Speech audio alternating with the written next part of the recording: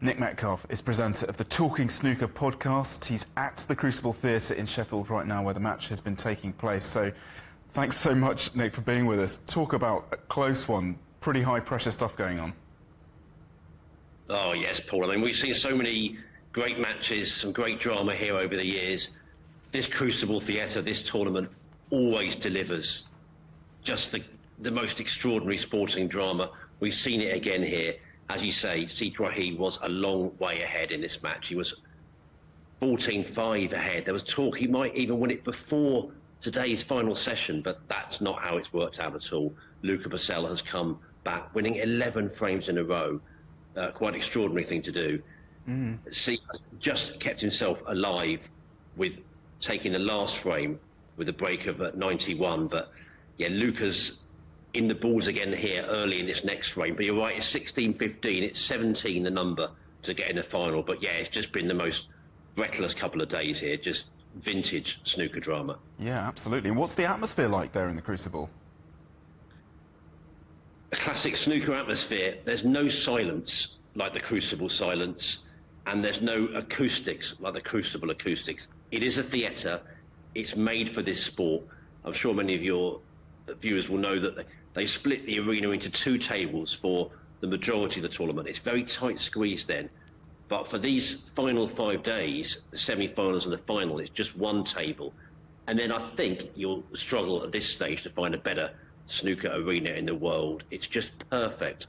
I say the acoustics, the sounds of the theatre, and the noise last night and today has been something else. And it's just, yeah, literally, you know, we say that old cliche, crowd on the edge of their seats, but they really are, because it's just nip and tuck all the way, and it's just so exciting.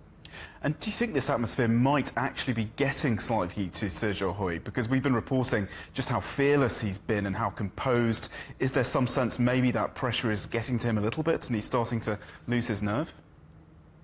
Oh, I mean, undoubtedly. And to be honest with you, it has done to players of all ages, you know, and all experience throughout the years and decades here.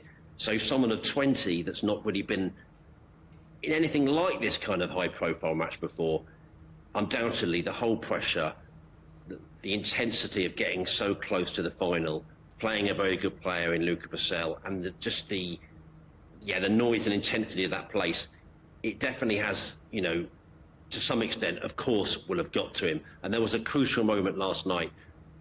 It's difficult in a 17-day tournament sometimes to think about specific pots, but there was a missed pot on the green from Si last night in the final frame. Had he got that and been 15-9 ahead going into today, I really think he would have won. I think that would have been just a big enough lead. But at 14-10, it's one of those funny ones, and it gave Brecel real belief. He'd have had a much better sleep, I'm sure, last night.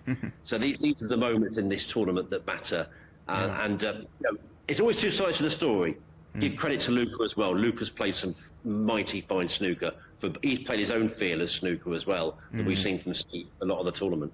And no matter what happens today at Si Jiahui, it's just been a remarkable achievement to get this far at his age, at 20. Just an extraordinary performance from this young star. Oh, he's taken the snooker world and indeed the sporting world by storm, because this tournament goes beyond snooker. It's probably the only one that does. And the eyes of the sporting world, you know, just on this match and on this run. And what he's doing, even the most seasoned pundits, people that have been coming here for decades, they are saying this is just a very special performance from a debutant to come to this arena and do this, even if he loses now, which does seem, you know, like it might happen this afternoon. You know, this will hurt, this will take some time to get over, but he's such a good prospect for the years to come, and it'll be fascinating to see how he goes on from here. He really does have the wherewithal to be a top player. He's not going anywhere. It'll be very interesting to see what happens. Enjoy the rest of the game there in Sheffield, Nick. Really good to talk to you. Nick Metcalfe there from the Talking Snooker podcast.